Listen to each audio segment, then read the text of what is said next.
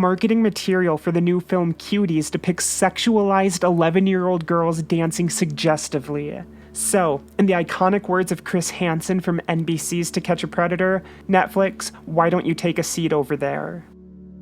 The upcoming movie has the internet furious after both promotional material and a synopsis was revealed by the streaming giant. As per its original description, which has now been altered to appease the mob, it follows an 11-year-old who starts to explore her femininity after becoming fascinated with a twerking dance crew that she hopes to join. It's rated the R equivalent TVMA, or that's what it was pegged as before Netflix removed the rating, apparently in response to outrage, I guess. I don't know, that one's weird. And the original American film poster, which Netflix has now updated, depicts a scantily clad preteen on hands and knees with her rear suggestively in the air while others twerk or pose for the camera. By definition, twerking means to dance to popular music in a sexually provocative manner. And, given the film is targeting adults, people are in a frenzy after seeing kids turned into sexually grotesque marketing props. Even the trailer leaves an icky taste in the mouth. It immediately opens with a young girl in tight leather pants lewdly dancing in a laundry room. Now, based on my readings of reviews of the film that have been circulating since its premiere at Sundance, I'd be remiss if I didn't properly spell out the point of the movie. Contrary to what Netflix's synopsis and original marketing image suggests, the flick sets out to deconstruct the circumstances that push ever younger girls to engage in questionable activities. At its core, it appears to be about the dangers of internet culture and the way it entices teens and preteens to demean and objectify themselves as a ways of being both valuable to society and mature. According to those same readings, the film can at times be too in-your-face with how it handles its sexual material, as if the director is focusing on it to make the adult-oriented audience uncomfortable with the social environments they have brought into being. Trickle-down degeneracy, if you will.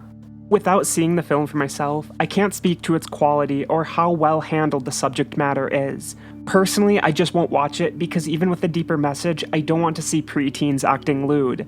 But whatever the point of the movie, Netflix seems to have missed the memo, and in an effort to promote it to a wide audience, they have unleashed what can only be described as pedo bait.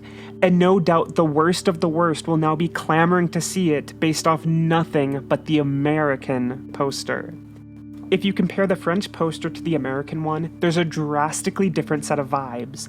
That's not to say the movie changes, it's the same one regardless, but the marketing intent is altered. And from the looks of it, Netflix completely butchered an attempt at properly describing the movie. Why they thought a hyper-sexualized cover was what Americans would want is beyond me, but I know for certain the director made this movie with good intentions. She's not a pedophile. From interviews and the like, she describes it as her way of addressing things she is seeing these days with children, and I think she wanted to throw it in the face of adults as a means of highlighting the inappropriate nature of the online social climate we have created and the ways it affects those vastly younger than us. It also appears she is deeply hurt and angry because after Netflix tagged her on Twitter and the situation blew up, she nuked her entire account. Her movie has been drastically misrepresented.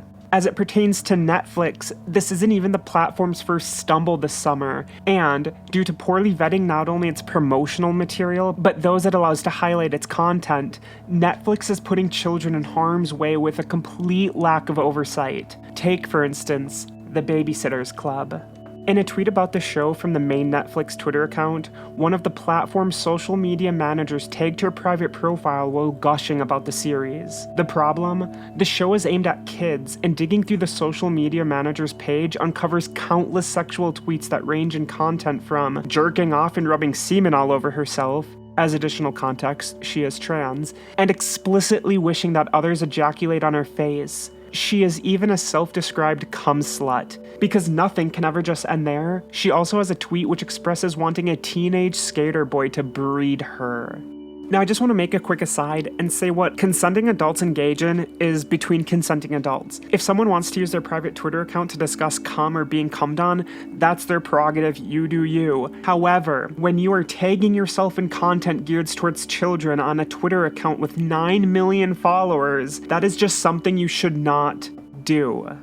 It obviously becomes much more questionable when she has tweets about wanting to be bred by with teenagers. Obviously, teenagers can be 18 or 19, but with zero context, we don't know. It's certainly something the very young audience of the Babysitters Club shouldn't be accidentally stumbling into. For the youth's sake, it's a good thing she deleted her entire account after this was all unearthed. But it's a perfect example that for as woke as Netflix tries to appear these days, they do not have in their best interests those who are the most easily susceptible to grooming techniques. A sick twist of irony considering it marketed cuties based on its sexual attributes even though the film is about highlighting such harms. On the darker end of the spectrum, there's a worry that such stuff is becoming far too normalized. In 2018, the platform released the film Desire, which features a 9-year-old girl masturbating until orgasm. There's the cartoon comedy Big Mouth, which constantly comes under fire for its depiction of puberty and childhood sex fantasies. And then there's Sex Education, which is another streaming comedy series that is about the sexuality of 16-year-old characters. I'll take the bold stance that none of the above should be off limits. In the realm of art,